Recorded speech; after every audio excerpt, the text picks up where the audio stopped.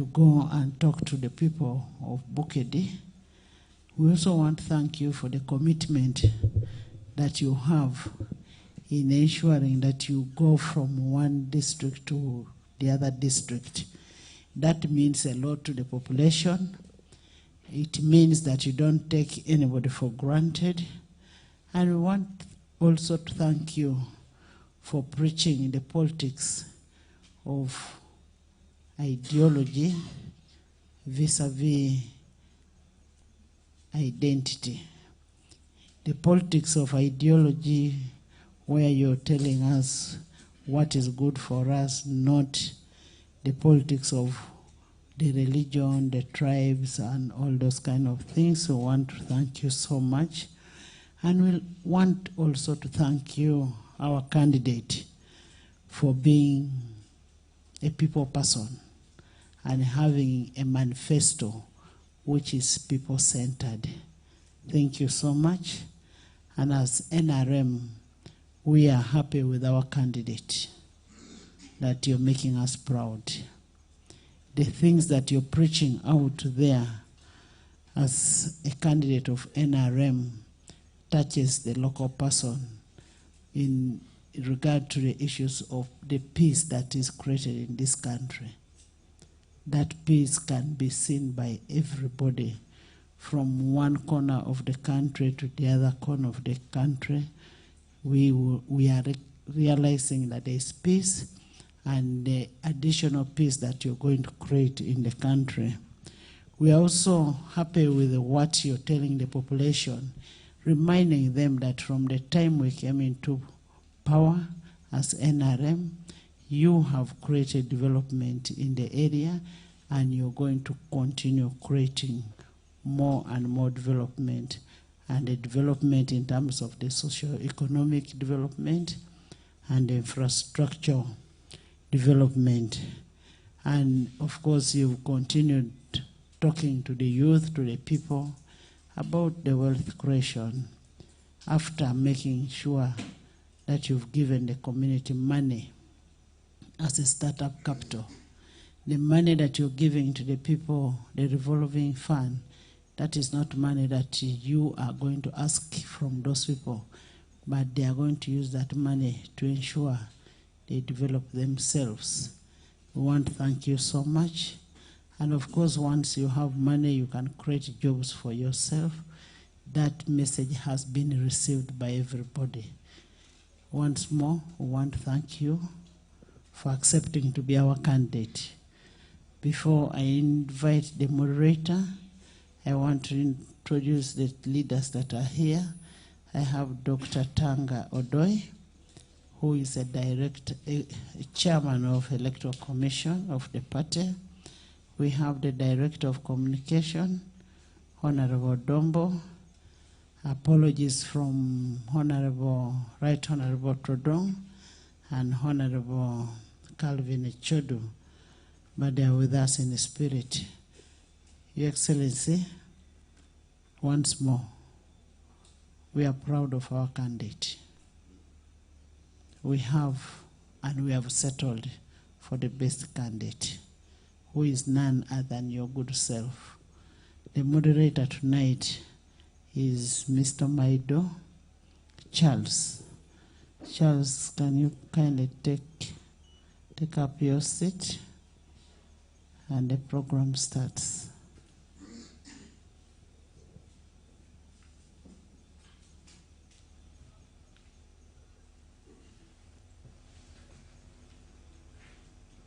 Over to you, Charles.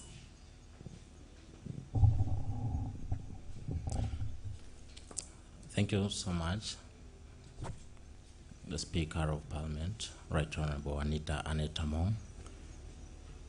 With time, Your Excellency, allow me to observe protocol.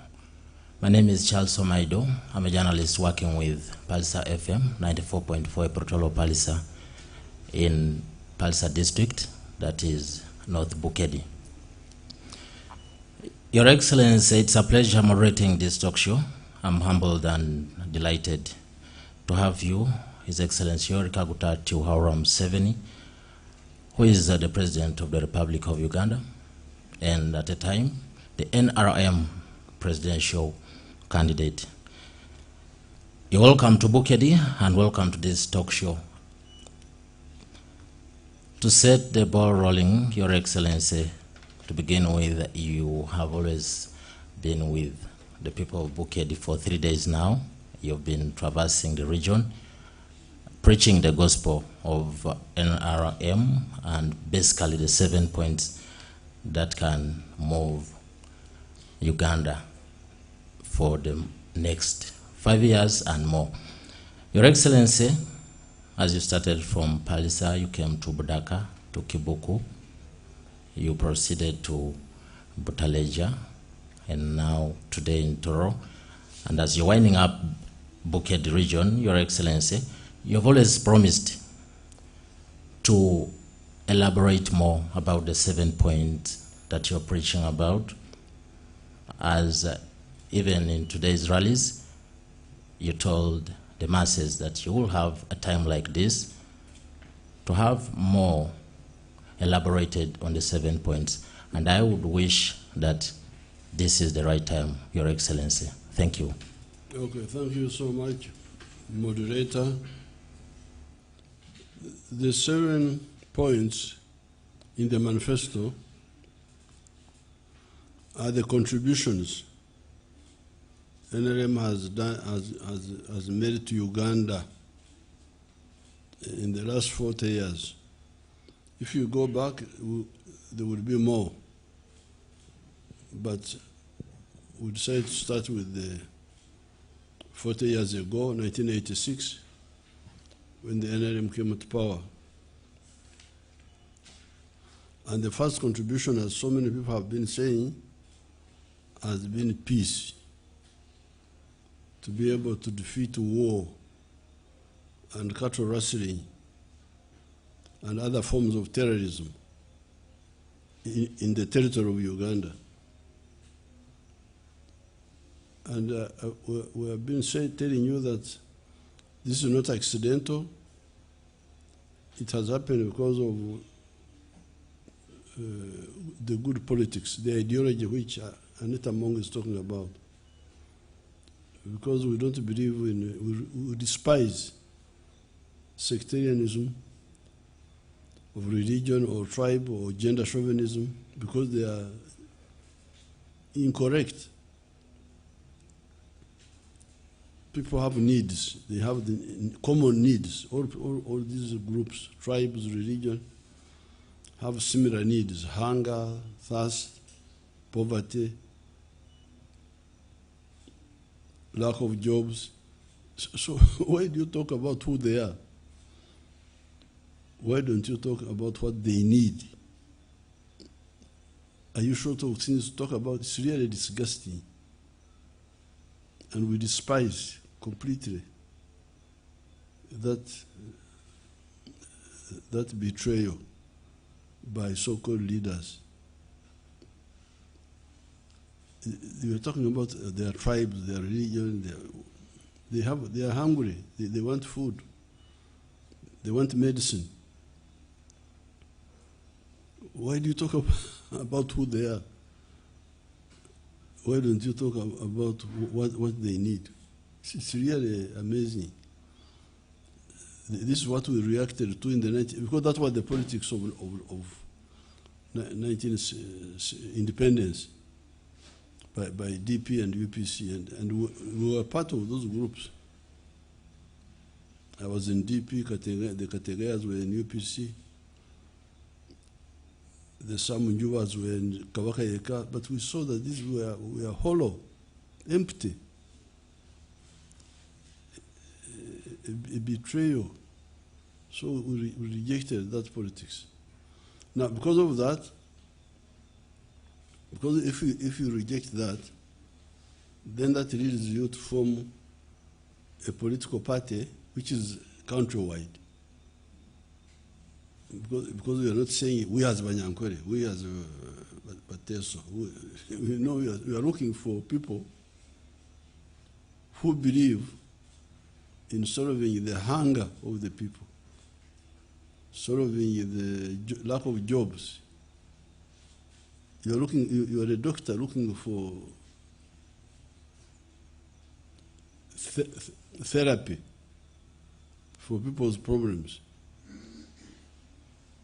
No, doctors are doctors. They have the same techniques.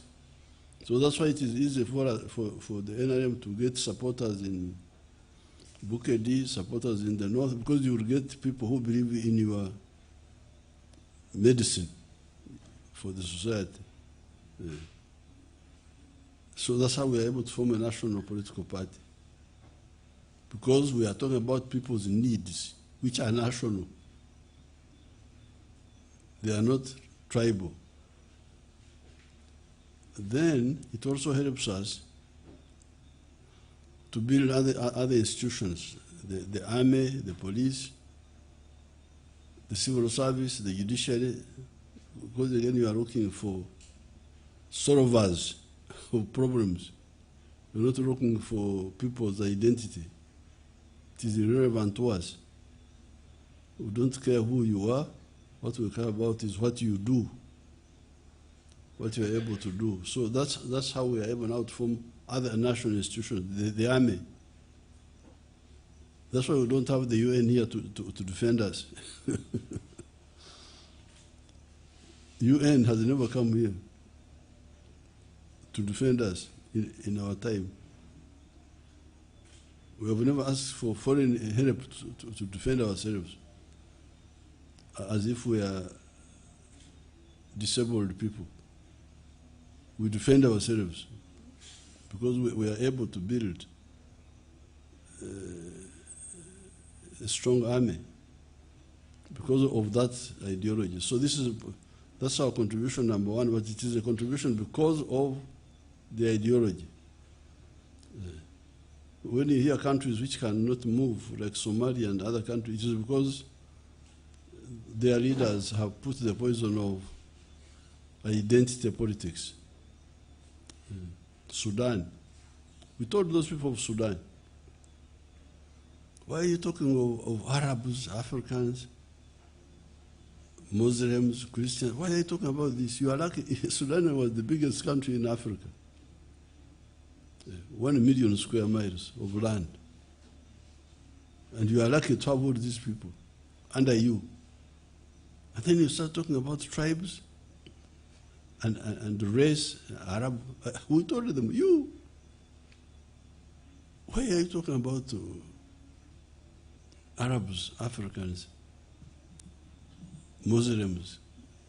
Why are you talking about this? Why don't you talk about trade among them? Oh, they thought we were just, see what happened.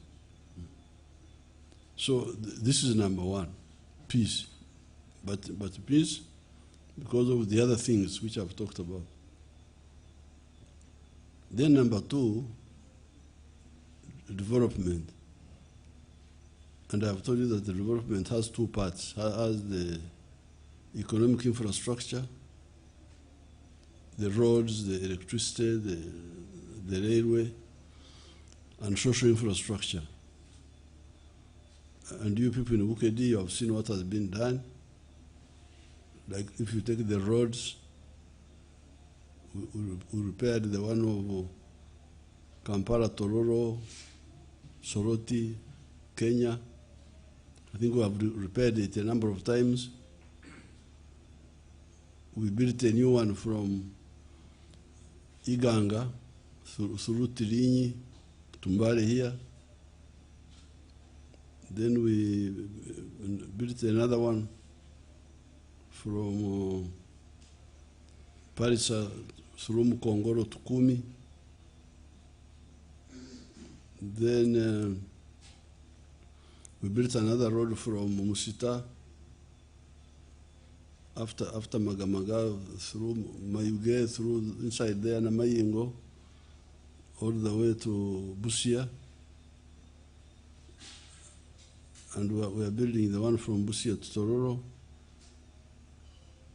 Now we are going to build the one from Navumari, Butareja, Namutumba. And then the one, my road here where I used to sit. You know, when I was fighting Yamin, no, I thought I was in Tororo, I'm in Bali. I used to sit in Tororo there. There were some town council houses, small ones, on the road to Nagongera. And I would sit there and see, this is very straight Maram Road, but I would sit there and watch.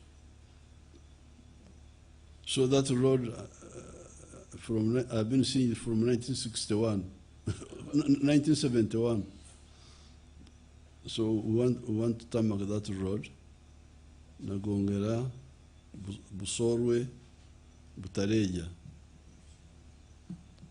Now, we would have done these roads long ago. This is also something you should talk about in your paper, in your news.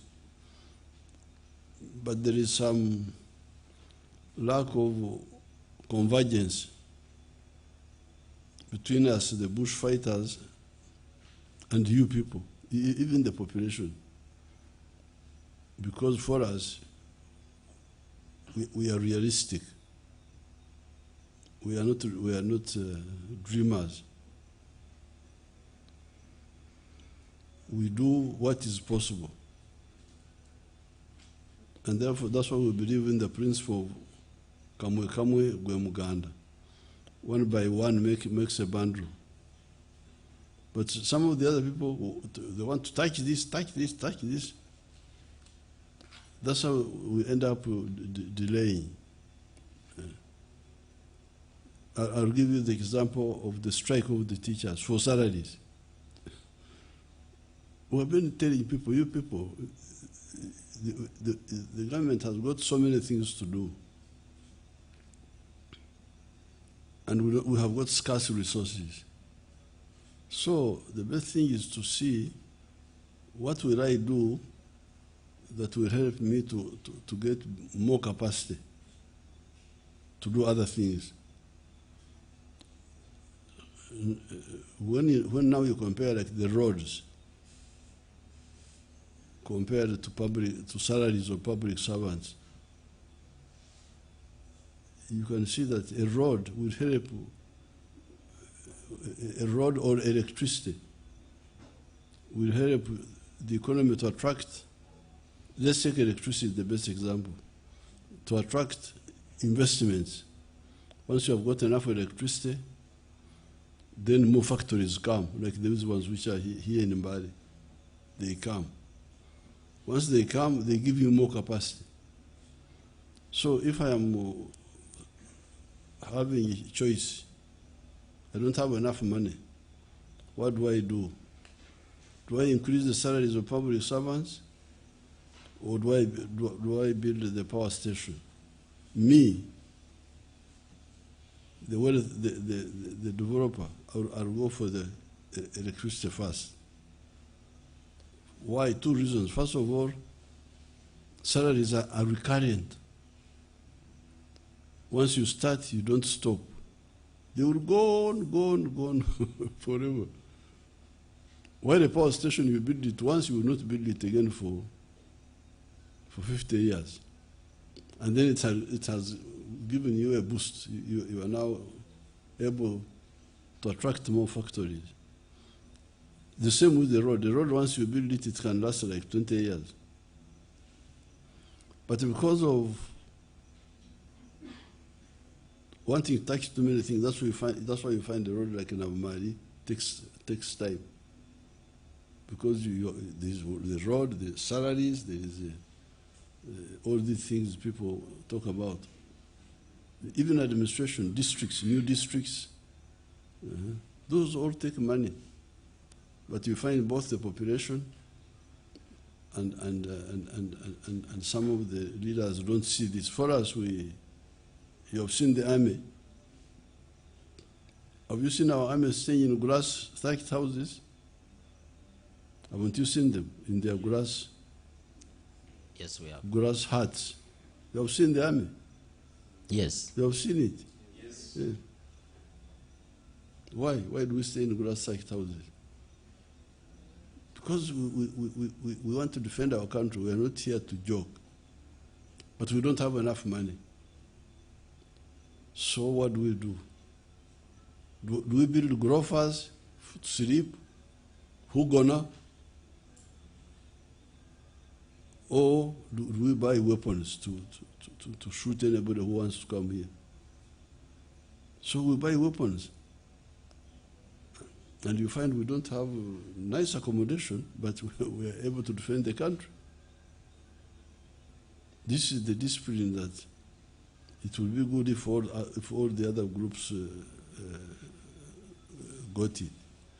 But now we have found money. We are going to do that Namar Road and even the one of Nagongera.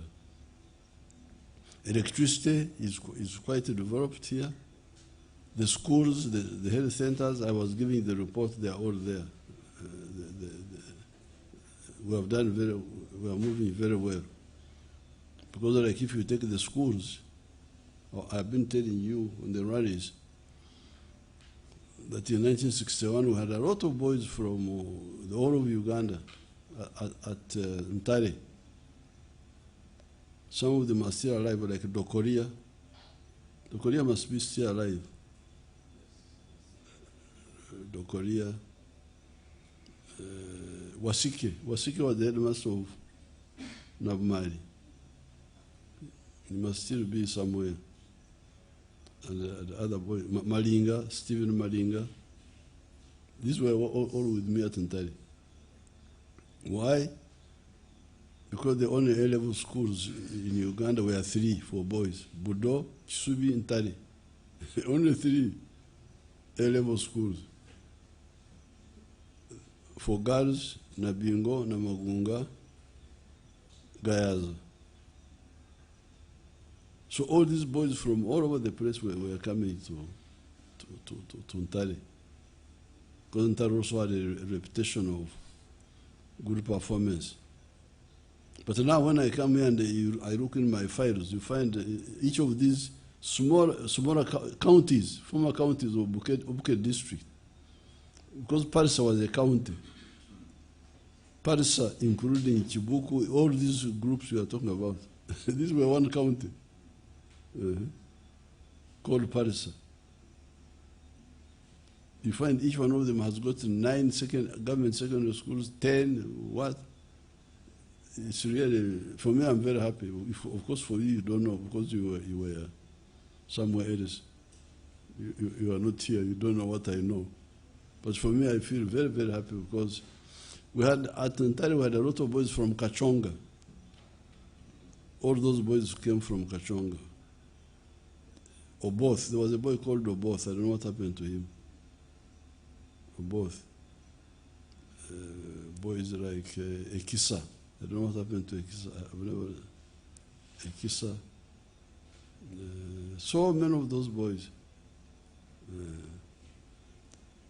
So that's development. In one of my messages, I have given the summary. Now the third one is the tricky one, which really confuses people. Wealth. Oh, that one. I think it is part of the colonial disorientation. They were not talking about wealth. Because traditionally, wealth is the number one. The Manyankole say, Katunje and Tenurtoche. They say, I wish you have cows and banana plantation. But you don't hear in the colonial, neo-colonial system, they were not talking about it. They were talking about jobs, Obwami. They started talking about Obwami, being a chief. Being a chief was more important than wealth. Of course, for us, we are not convinced. That's why I came to, because that's why my family, I'm the only member of my family to be in the government. and maybe Saleh who followed me. But the British came here. My great-grandfather was here. He never became a Christian. He never joined the government. He died around 1915. My grandfathers were all never joined the government, never joined the church. They died around 1943 there. It is Kaguta who joined the church for the first time, 1947. But although we joined the church, we remained traditional. So when I came in the system, what are these people talking about? In the university, development, roads. I don't care about the road. My cows don't eat roads. My cows eat grass. So for me, I start with the cows. When I bought Rakitura, 1967, there was no development there, but there was grass. That's why I bought it. There was a bar. Are you Tessos, you Pharaohs? The Japadoras, how do they call wealth? Lonyo? They have distorted our low language. You call it what? Lango. Laro. I can't follow it. Because me, I'm a natural speaker. I say lonyo. Obugaiga. Abagwere barakutumura batya. Obugaiga. That's like Runyankore, like Runyarutoro. So,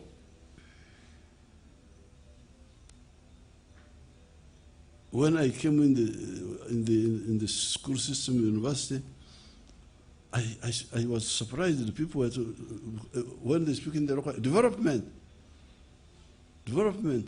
and Tunguka, and Kulakulana. What are you talking about exactly? Roads? How about wealth? It's not clear. They think it is part of. That was the problem. But we were able to highlight it. That's what we have been talking about ever since. From 1960s, we were talking about it, where we were active. But when we came into the government, we talked to all Ugandans about it. And you can see Ugandans are waking up slowly. That's why you find big production now. Coffee now is like 12 million bags. This maize, milk, bananas. So individuals are getting out of poverty, but the country is also getting a lot of production. And that's why we put money. You check whether there's any government which had ever put aside money for wealth creation in the families. Never. You check because you say you're researchers. That's what you say. I hear that rumor that you are researchers. You research. Is there any government before NRM that has ever put there a wealth fund? The only money that would be used for wealth was in the UCB, Uganda Commercial Bank, where you would have to borrow with a land title and all that. It was like a business. But to find money to help families, it has never happened. Because they didn't take it as important. Yeah. All other things were important, but not wealth. So you need to be very clear that it is the NRM that I've had some of these people trying to copy NRM. Oh, this one, these people are running around that they want to be presidents. But the question is, if you believe in how wealth creation fund, why didn't you support the one of the NRM? Because we brought it in Parliament. Were there MPs supporting it? I don't think so. Or talking about it. Why were they not supporting it? I doubt very much. You can check the Hansard whether they were supporting these programs. So it is the NRM which has really identified that gap in people's lives. And then jobs. Jobs, again, that's another confusion. But it's really colonialism. Because before colonialism,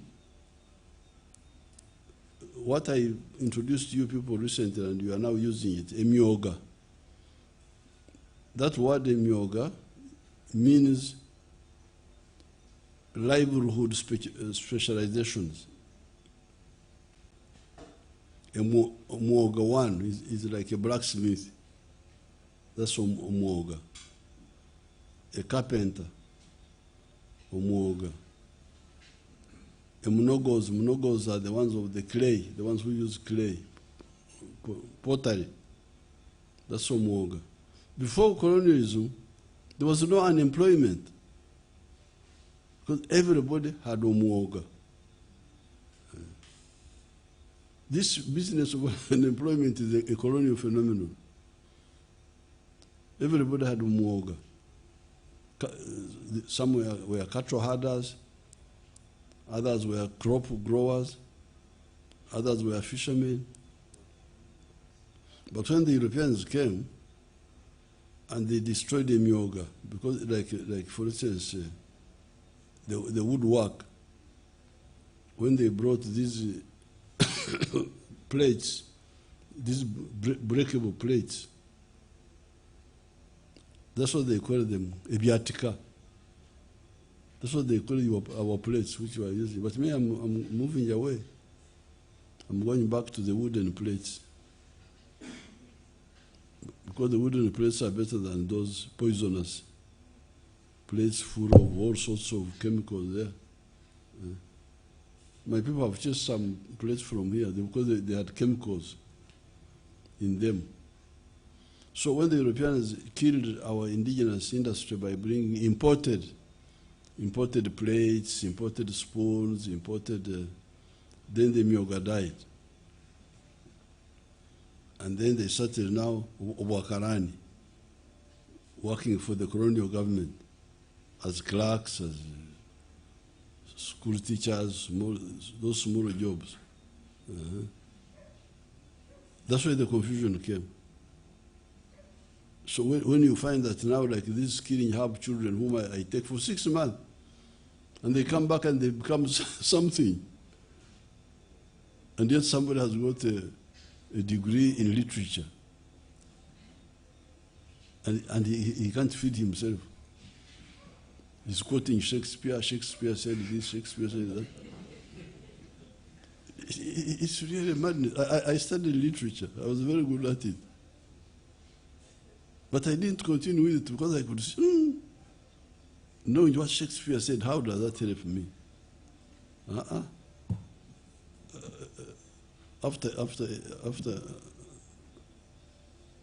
After A-level, I abandoned. It's very nice. I liked it. I'm very good at those writings. If I write an article against you, you will not like it. But I had to know that our society before colonialism was science-based. When you hear our struggle with these arts teachers who are striking that we should not prioritize the scientists, it is because the colonial society was away from science. But the pre-capitalist, pre-colonial society was science-based. Myoga was science. Blacksmith, what? All those were science. But we moved from a science society to a society of just storytelling. Yes, storytelling was there, but it was a minority. The majority of the people were in the myoga. If you have, I don't know whether you still have elders who can help you. So we are now taking you back to tell you that wealth is the one which creates jobs. And wealth is in the four sectors. It is in commercial agriculture, is in manufacturing, is in services, is in ICT. All those are forms of wealth. And you can join any one of them. Now, number 5 is service delivery. We discuss in the manifesto service delivery, education, health, security, judicial service. All those are services extended to the citizens by either the government or the private sector. That one, as you can see, has also moved. That's why the population is growing. If you look at Butareja, when we gave you a district, I think you were like 100,000. But now Butareja is 300,000 people. All these areas. Very small populations at the beginning. Why? Because of the poor service delivery, health service delivery. That's the number 5. Number 6, market. Where will you sell what you produce? Is the internal market of Uganda enough? Is the internal market of Uganda enough? And if the internal market of Uganda is enough, why would Chinese, who have got a market of 1.4 billion, be looking for markets here? It's really amazing when I see you fellows, young people, and all these other people, politicians, intellectuals. What are you intellectualizing about? You are not talking about the market integration of Africa. You are just, what are you talking about? What are you talking about exactly? Are you going to survive in this world, or you will just disappear like the Red Indians? You know, when you go to America, there are people they are calling Americans now. These are Europeans who came and took the land of the Indians. And the Indians disappeared. So you fellows, for me, I will go to heaven in a few years' time. But you who stay here, if you don't wake up, you may end up in a very bad situation. You are not talking about, you are talking about European football. Which club has played football? I cannot watch those clubs. Never, I have not watched football since 1966. I am too busy with how to survive. So if you, this should be the big debate on all the radios, all the newspapers, but now you look at empty, off the point. In the school, somebody can write a long essay, then the teacher comes and says, off the point. You have written a lot of things, but they are not dealing with the issue. You are not dealing with your future, you people. Now the enemy is begging you in writing, please, sir, madam, Gen Z, and which is the other one, Gen Z, this other X, Generation X, all of you, millennial, please, can you discuss the issue of market? Because if you don't have market, if I was in America, I would be a billionaire by now. because I am a wealth creator, I produce milk. But the internal demand of milk is limited.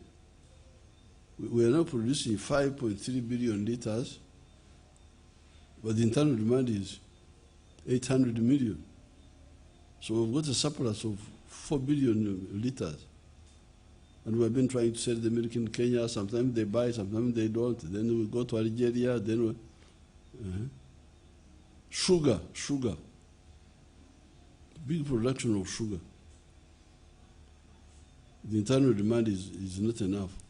Maize, cement. All these products. So please discuss the market. Link up with your friends in Kenya, Tanzania. Instead of rioting,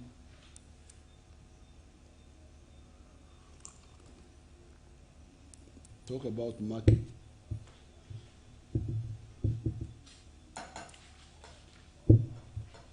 And if you have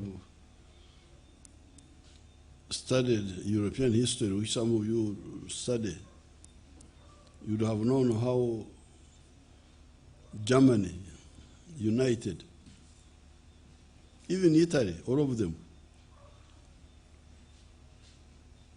By 1870, Germany was not one country. They were Germans, but they were being governed in 39 kingdoms. Prussia, Bavaria, Saxony, 39 of them. But they were very clever capitalists in Prussia who said, we Germans are scattered in different kingdoms. How shall we build capitalism? That's how they had to fight a war with France, the Franco-Prussian War of 1870, where France was defeated, and the Germans united. And what was moving them was the issue of the market.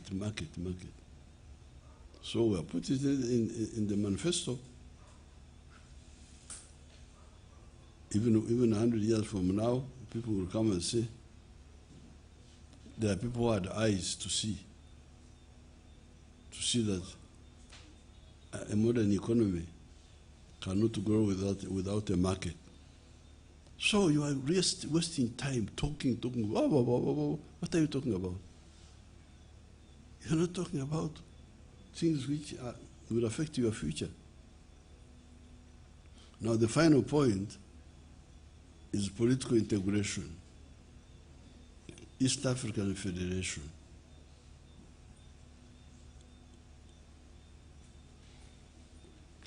Our leaders, I don't know whether my staff, do you have my pictures? Akoka. Do you have my pictures, the other pictures of East Africa? You have them? We can give it to the Federation here. Go and bring one.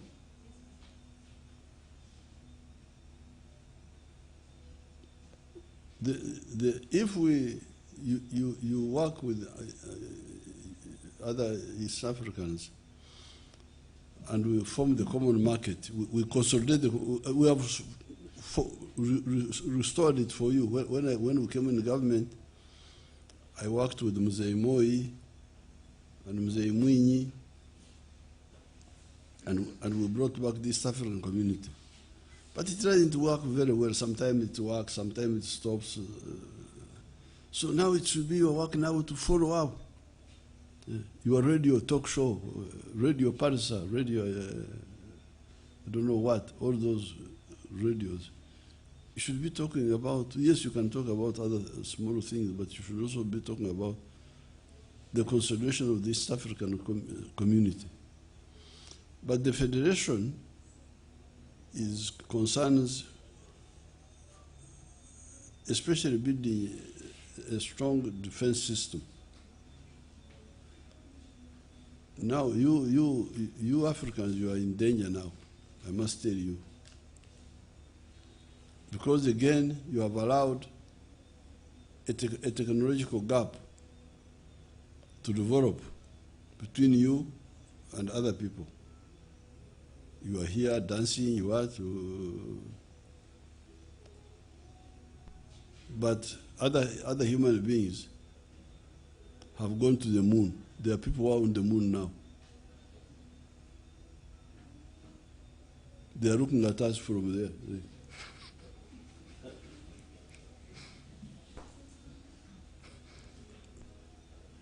They are like we are like insects. How you can see these insects which eat sugar? You are looking at them, they don't know you are seeing them.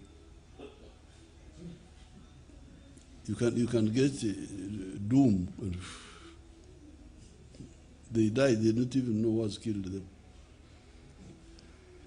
How can people, professors, how can a human group allow such a gap to come up and exist between them and other people? What are you doing? People are on the moon, you are just here running around. Chisoko, I don't know what.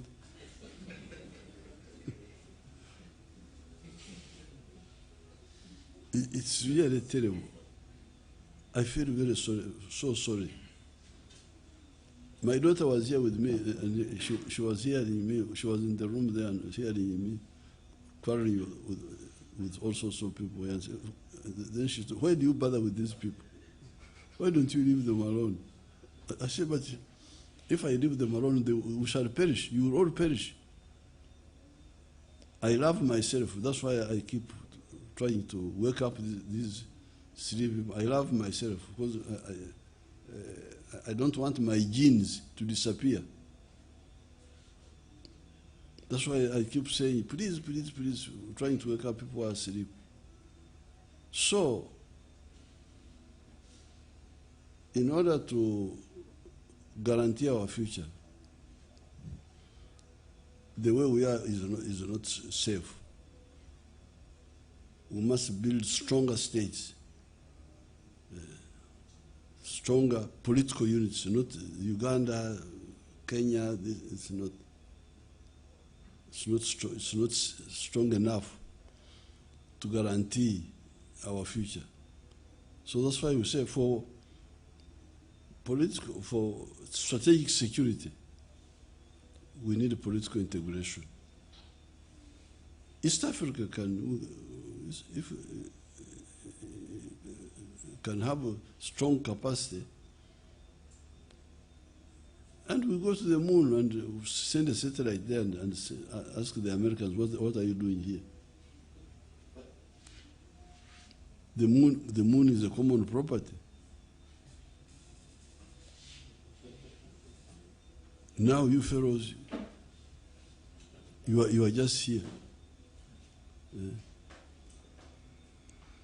In Butareja,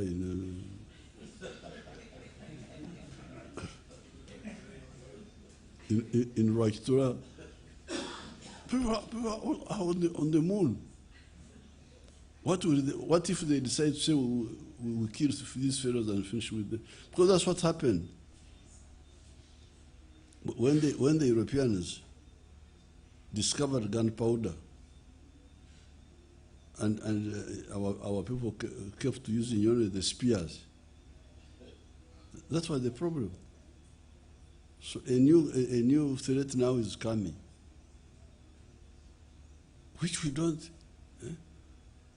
And then politicians, what? Just disgusting. It's fake. What we are engaging is fake.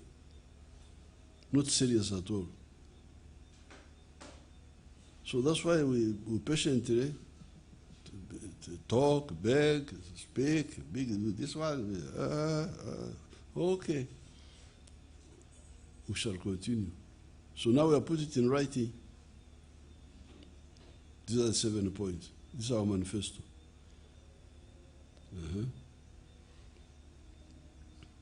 So we like the young fellows to know how we can save ourselves, save the African race. Those are the 7 points. Thank you so much, Your Excellency, for elaborating more about the 7 points, because I believe the press that is here covers the whole region and the neighborhood. So the message will be disseminated to the masses and to reach the target audience as required. Your Excellency, one more thing that I would request you to elaborate more and have some light shaded on it is being the chairperson of the NRM, which is the mighty party. Your Excellency, the independents who have been cadres and turned to independents,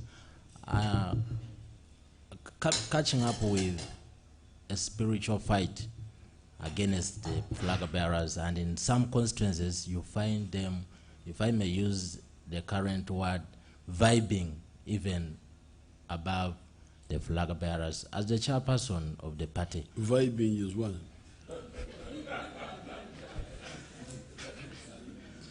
sounding.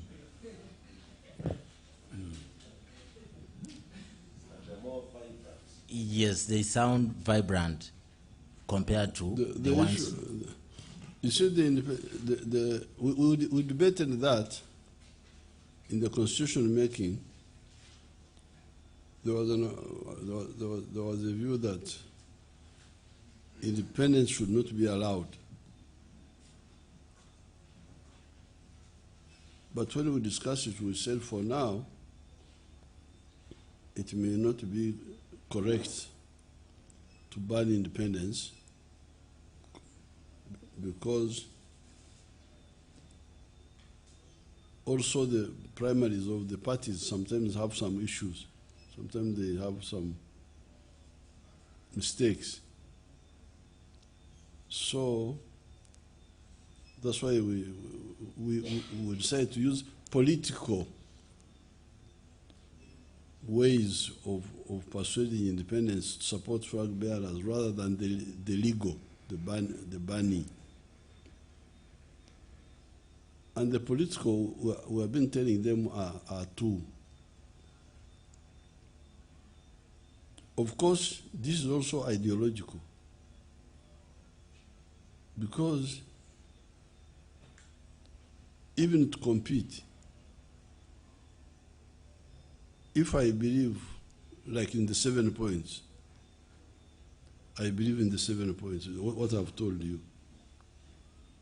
Now, if I get one of my colleagues who believes in the same, why should I fight him? Because I fight the one who doesn't believe in what I believe in. This is the one I should fight with. But the one who believes in what I have said now, why would I even be competing against him? We would discuss with him. Say, oh, should you be the one to take the lead now? Or should I come? Or it should be a friendly discussion. But when you find this conflict, it is because they are not talking about the principles, they are talking about themselves. Me, to get a job. To get a job. It's about themselves and the jobs. Because if it was principles, you wouldn't have this conflict. Because if we all believe the same, like when we were with Mwalimu Nyerere, we were begging him not to retire because he's the one who was believing in what we were believing in, like the East African Federation.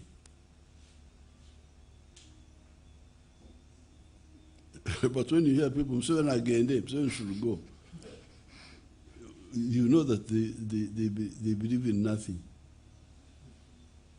Because if they believed in like the 7 points I've told you.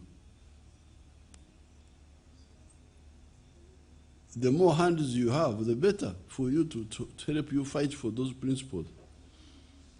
Why would you want somebody who believes in your same principles as you to leave you alone? Why?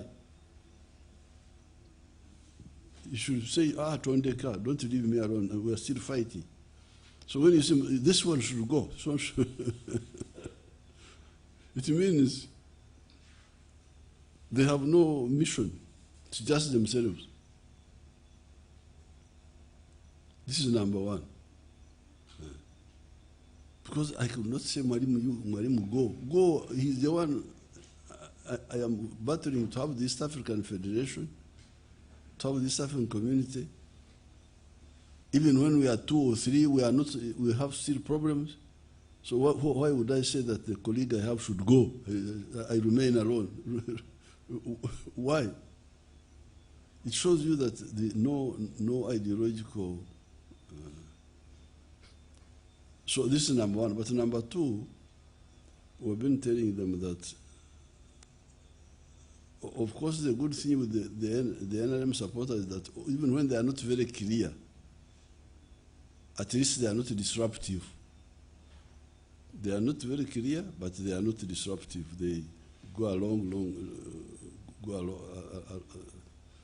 and we move as time goes on. People, as you can see, people now, from when I look at the population, I can see they are beginning to wake up. This issue of PDM, I don't know what your assessment, but I think PDM is helping many people to wake up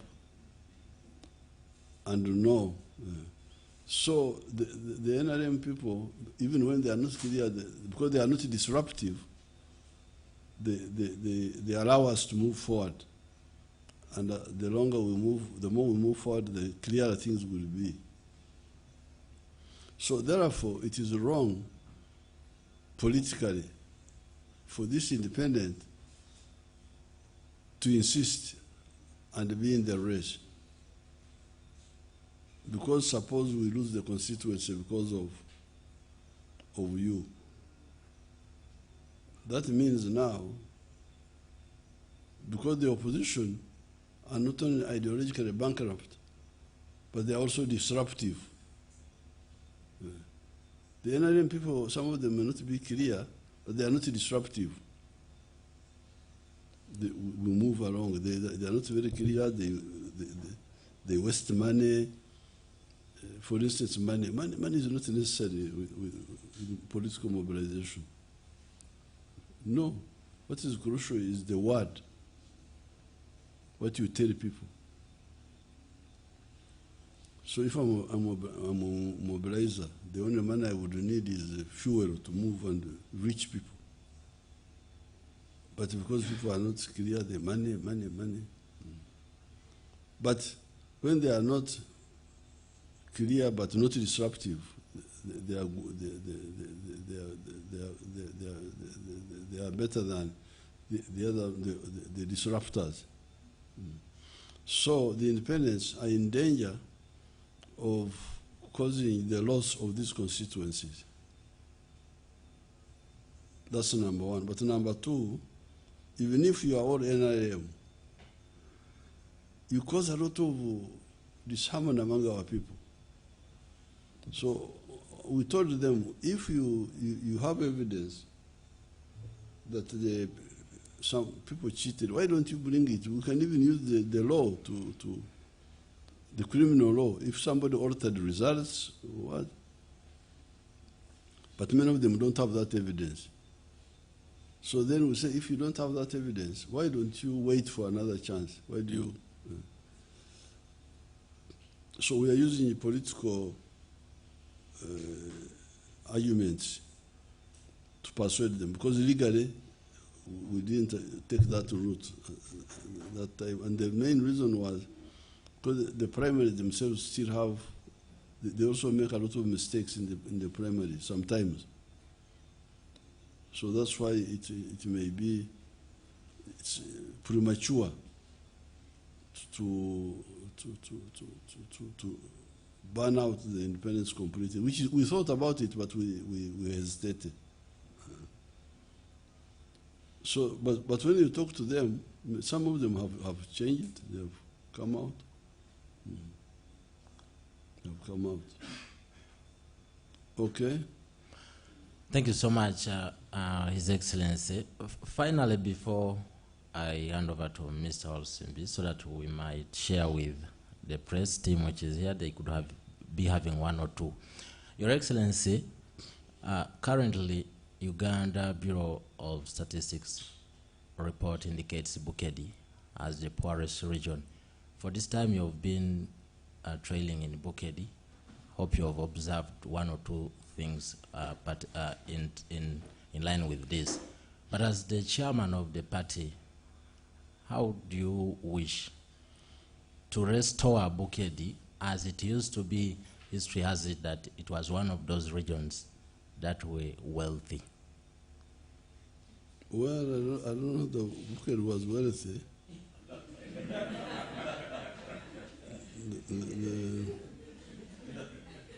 Because like when I was coming here in the 60s, most of the houses were democratically grass huts. I don't remember seeing my bad houses so much. All of many grass huts, because I used to walk in these villages when we were fighting. You can ask my daughter. I've got my daughter, the girl called what? She's there, who boiled water with milk and we called it tea. What is my girl's name? The one in Tororo. Salome. 1971, when I was with the peasants near the border with Kenya. There's a river there, near the river. I was staying in their grass-thatched houses of the peasants. So this is when Bukedi was rich. I don't remember that time. Yes, they were growing some cotton, but cotton. They were growing some cotton. At one time, they were even growing something called hemp for jute. There was a jute factory in Toro. There was a gunny bag factory there. I don't think that there was that time when. Yes, they had some cows. Even in Teso and Zango, they had those Zebu cows. Of course, these were there, they would help. But the mistake is that people did not take up our message of 1995-96 of this 4 acres model. The 7 activities which we advised, they didn't take them up. So when you go around the poverty you're talking about, you see they are growing some hogo, which is all right. That, at least that's what is the food. But there's no other activity you see. Commercial. The few who have grown fruits, they do well because we had recommended coffee, fruits, dairy for cows, pasture for dairy cows, cassava like for food. In the backyard, eggs, poultry, piggery, and fish farming. If you do those, you'll get a lot of money. Yeah. So this is where we need to go. Now, some of the people, Museveni has been talking of adding palm oil, palm trees, and some other people have been talking of cocoa.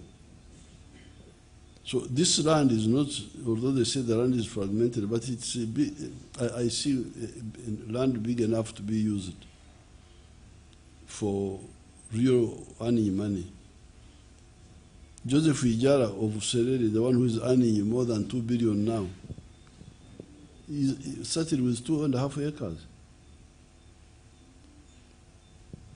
But he just picked 2 of our activities. He picked the eggs and the dairy. So the problem is curable. It is only because people didn't listen to that message. Because that message is clear and deliberate. This is what we call intensive agriculture. You can also have extensive agriculture. Like the cotton, which the foreigners were making our people here grow, could only make sense if you do it on a big scale. But when I came to Paris, those places, Iki, there was some what do you call these, gineries. The one which was bought by the South Africans. That South African boy was trying to deceive my people here. To say, because I asked them, how many kilograms, this Parisa here, how many kilograms of cotton per year? 200. What is the price? I think the price was 200 shillings that time. So 40,000 shillings a year for the family. I said, but this is murder. We're trying to kill these people. Then the boy said, no, Mr. President, don't worry. We are going to increase the yield. You increase it to what? Oh, we can go to 1,000 kilograms per acre. Okay. Because the average land holding in Paris was 2 acres. That time, because I went there myself physically.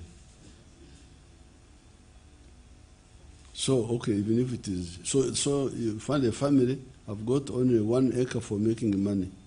The other acre is for growing cassava for the family, which is in order. So if you say 1,000 times 200 was 200,000 shillings, how can that support a family? So that's why I decampaigned cotton in the east and the north, and I proposed oranges and mangoes. They earn much more money. Much more. You saw the video I showed you about the Karamoja mine. But people didn't take it up. They left it like that. So that's where the problem is. So now we are here. We have now brought PDM. PDM, they don't always buy coffee and so on. But I'm going to introduce the distribution of coffee seedlings. PDM will continue. Because when they get PDM, they buy Sekoko, which I didn't know myself. They buy. Then somebody buys sheep. Somebody buys hare, rabbits. Somebody buys. Very good. Let them buy whatever they want.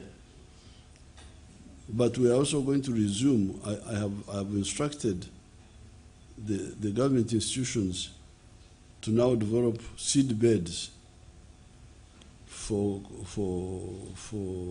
coffee, for fruits. So we shall parallel distribute. While the PDM continues, we shall redistribute the coffee seedlings and seedlings of fruits, and maybe palm oil, maybe cocoa also. because they are now more expensive now. When NAD is pulled out, the coffee seedlings are now 2,000 what per seedling. So this PDM may not manage to buy those seedlings. So we shall develop them, distribute them free. Additionally to PDM. But for Bukedi and this area, I want to also emphasize fish farming. Fish farming, we are going to bring equipment, using government equipment to make fish ponds for the people and hand them over. That's where the problem is. Toro is very rich, but enterprise selection is very poor. Enterprise selection. They have not selected, they have not listened to our advice on enterprise selection. Masaka is doing well because they did coffee. Masaka, this other place, Bulugujo, Karangara, they are doing well. The cattle corridor people are doing very well because of the milk. So Bukedi and Busoga and even Teso will come up. Fish farming will do miracles here. I'm sure about fish farming. Okay. Your Excellency, according to your boss, the poverty level of Bukedi is at 29.9%. And this is attributed to over-reliance on agriculture, which is negatively affected by declining soil fertility, the climate change, and poor farming methods. Over-reliance on what? On agriculture. Agriculture. And then they are using poor farming methods. And then the declining soils because of descal agriculture.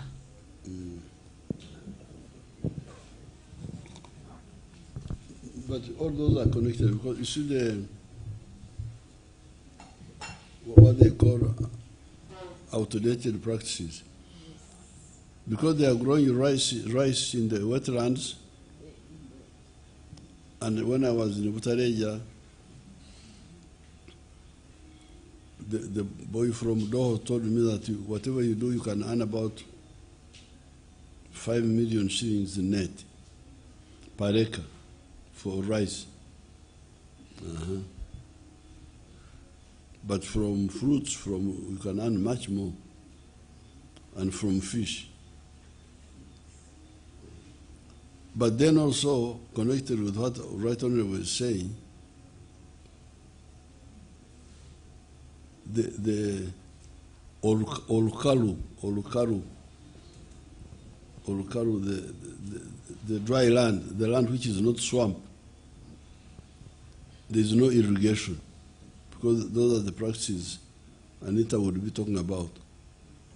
Irrigation, fertilizer are not used. Declining soil fertility. So how do you solve that? You irrigate and fertilizer. But how will you irrigate if you have dried the water in the swamp? So that's why we need really to help our people. I think diversity is very important. Moving away from agriculture alone, like what you're saying, you do fish farming, you do cattle rearing and all those kind of things. That would really improve. It will help, but also doing agriculture properly now. Because God has done everything here. We are interfering with God's work. Because there is a swamp, there is Olukaru. just near one another.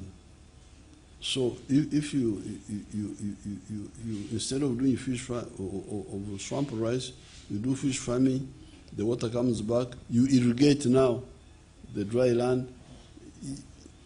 I'm looking at millionaires, billionaires here.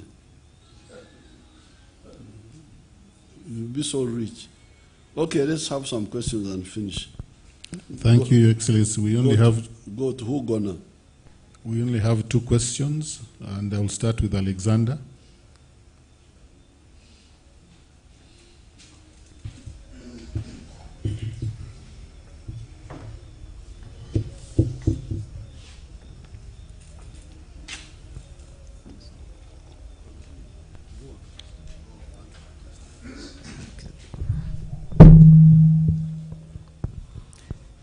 Thank you, Your Excellency.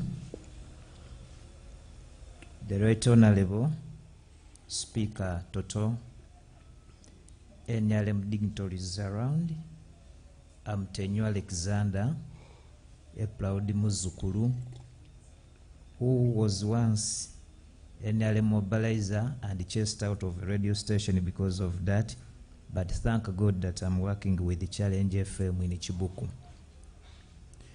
Your Excellency, I take this opportunity to thank you for elaborating the 7 points. Actually, my question is covered in the 7 points.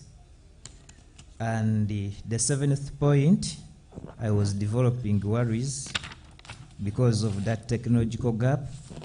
But since you are here with us, I would ask that you take a lead to come up with the big structure of building a political unity in East Africa.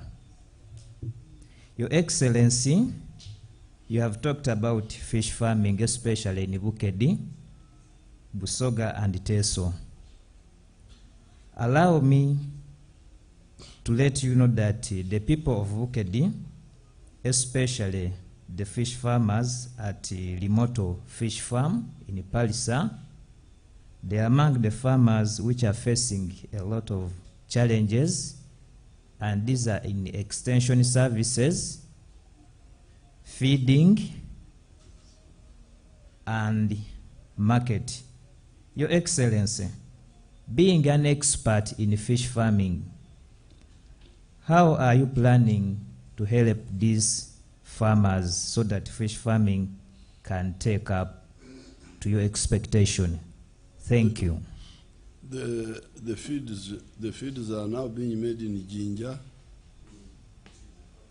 There's a huge factory which I opened the other day. It is true, previously there was no well-organized fish feed farm, but the other day I opened a big one in Njeru. So the fish feeds are there now, and they are going to build another one in Ukarasa. The Dutch, they are going to do that. So what I will do, they wanted me to go there and Limoto. I was supposed to go there, but I didn't get time. I will send my people, because they are the fish experts. I will send them.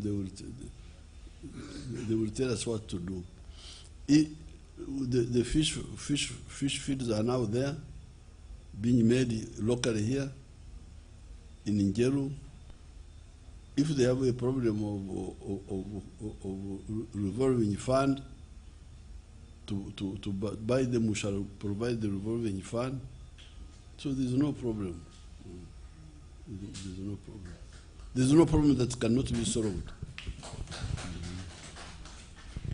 I will send my staff to remote to see what is there now. Juma. Last question, Juma.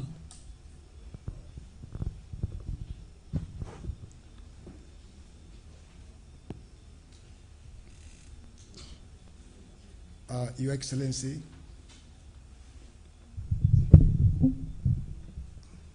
my name is Juma Said. I'm the chairperson of Bukedi Media Association, and I work with Rock Mambo Radio, belonging to the late Paul Ambassador Tiang. Your Excellency, my question is around healthcare. Bukedi sub-region is grappling with a severe healthcare crisis. The sub-region has around 4 general hospitals. We do not have a regional referral hospital with around 8 health center 4s. Your Excellency, the situation is further worsened by lack of essential medical equipment, including functional X-ray machines and a severe shortage of ambulances. Even the few districts that have ambulances, the state at which they are in is so deplorable. Now, based on this, Your Excellency, the leaders from Bukedi have been prompted to demand for an urgent action before the healthcare crisis worsens. For instance, for us from the border town of Busia, people requiring X-rays have either crossed to the Kenyan border of the site or be treated without diagnosis. My question is, as we are protecting the gains without any disruption, what plans do we have as we enter 2026-2031, Your Excellency? Thank you very much. Well, I thank you very much. I will get the PS of health to be in touch with you so that you, Nani, take the contact of this wonderful person, because that's a useful journalist. Who is highlighting weaknesses. So get his contact, and the PS will come to be in touch with you, and you give her that information. But the little I know about health, I think because all the things you are talking about are about the curative side. The curative side. But I think on the prevention side, there's been a lot of success, especially the immunization. Have you had any problem with the polios and the measles and so on?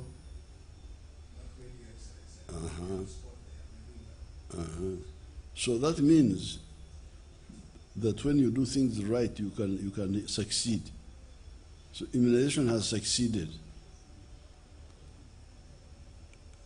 But also there is a gap there, because immunization is one part of prevention, but there are other parts, like nutrition, like hygiene, like lifestyle. Because that disease burden, those people who are sick, what are they sick from? From what I will check, I will tell my people to check. Is it malaria? What sickness are they? Because we are talking of hospital, referral hospital, what are they referring them about? Because if the prevention is working well, you should be having a few cases of referral. Your Excellency, at the time I joined Parliament in 1996, Butaleja had a rampant problem with cholera every rainy season. I remember that. And ever since the water situation improved, like you had this evening during the rally, even during any flooding, we have not had any cholera infection in Butaleja over the years because of the improvement in the quality of water and the quality of life.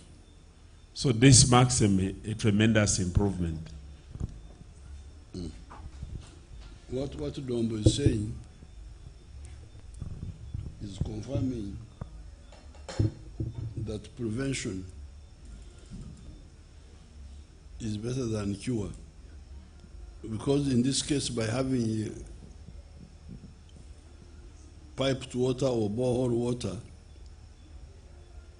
you avoid the other water which is open, contaminated by human feces.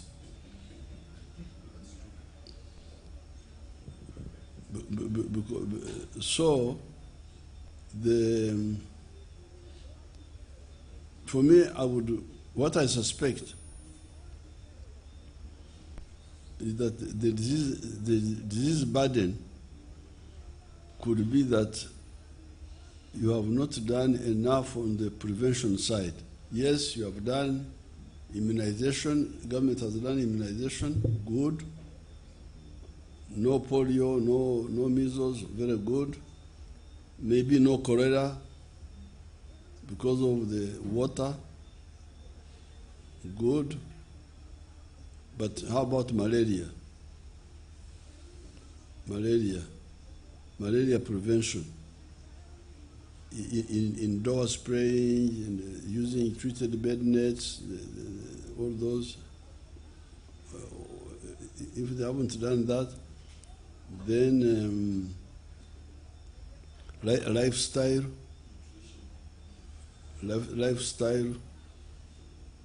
drinking alcohol and things like that, smoking, then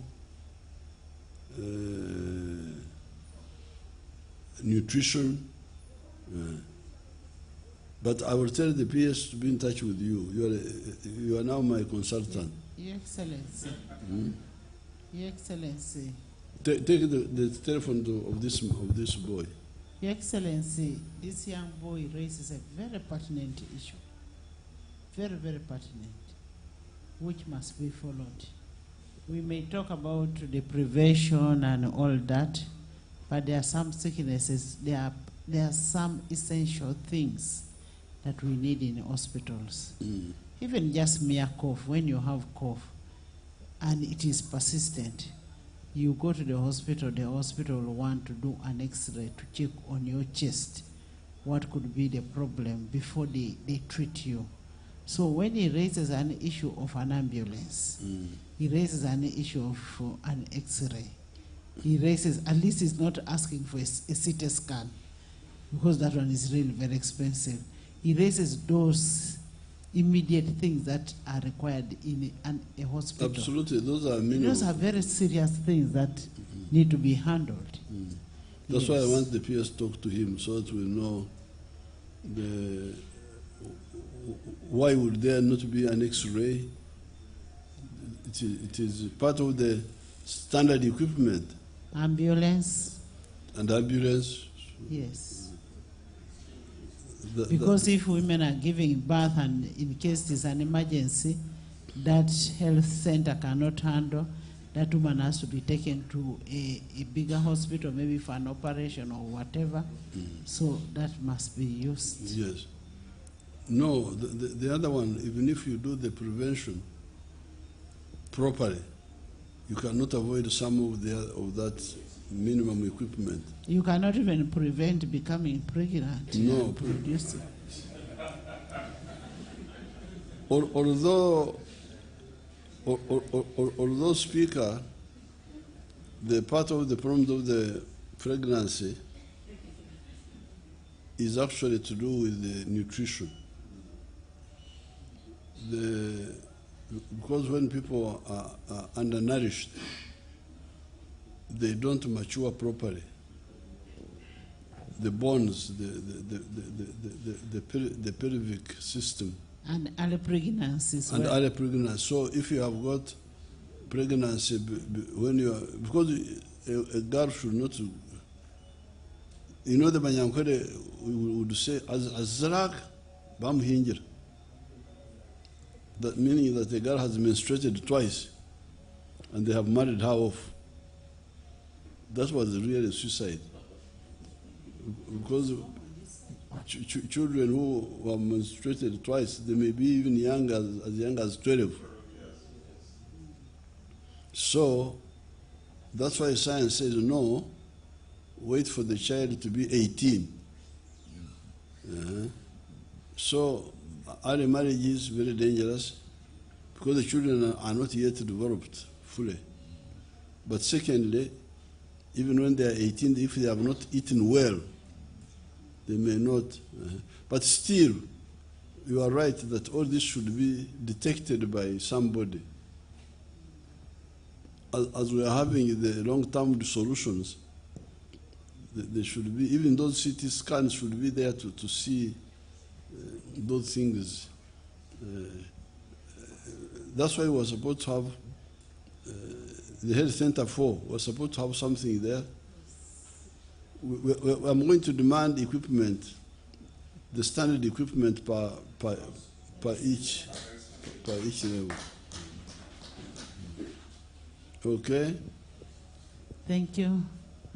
Your Excellency, I want to thank you for giving the accountability of what you've done in the last 5 years and what you are going to do for this country and for the people of Uganda in the next coming Kisanja, the next 5 years. To our dear listeners outside there, we also want you to first understand and make analysis of where Uganda is coming from, where we are now, and where we want to be, where we want to go. And that is what will make you make a choice on 15th January to choose the best president and, of course, the best candidate that we have that is passionate about the people of Uganda is President Yoweri Kaguta Museveni. He's a person who believes and loves the people of this country. We also want Your Excellency to thank you for having love for the traditions, the cultures, and the values of Ugandans, and being biblical in believing what the Bible teaches us in Uganda. We want to thank you so much that you respected the cultures, the values of Ugandans, and believed in what the Bible says, especially when you signed the anti-homosexuality law that protected our generations to come. Our request and plea to all Ugandans and to all the voters outside there that vote for President Museveni, and your vote counts for the next generations. And it is that vote that will shape the future of our country, the future of our children, and the future of this economy. And I say all this for God and my country. Now, have you taken the telephone of that journalist? You took it. And where's my picture?